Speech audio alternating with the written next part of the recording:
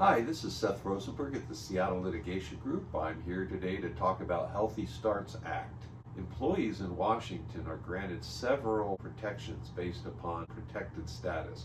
One such status is pregnancy.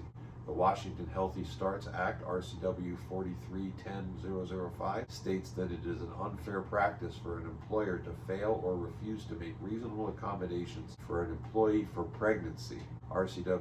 The Act even specifies that certain considerations are automatically included in the definition of reasonable accommodation of pregnancy. Those include providing more frequent, longer, or flexible restroom breaks, modifying a no food or drink policy, job restructuring, part-time or modified work schedules, reassignment of a vacant position, or acquiring or modifying equipment, devices, or an employee's workstation, providing seating or allowing the employee to sit more frequently if her job requires her to stand, providing for a temporary transfer to a less strenuous or less hazardous position, providing assistance with manual labor and limits on lifting, scheduling flexibility for prenatal visits, and providing reasonable break time for an employee to express breast milk for 2 years after the child's birth time, each time the employee has need to express the milk, and provide a private location other than a bathroom if such a location exists at the place of business or work site,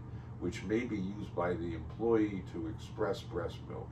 If the business location does not have a space for the employee to express breast milk, the employer shall work with the employee to identify a convenient location and work schedule to accommodate their needs. Additionally, the HSA also provides a catch-all that the employer must give reasonable consideration to any further accommodation requests from a pregnant employee. Accordingly, the Health Stats Act mandates that those articulated accommodations are only the minimum that an employer must provide.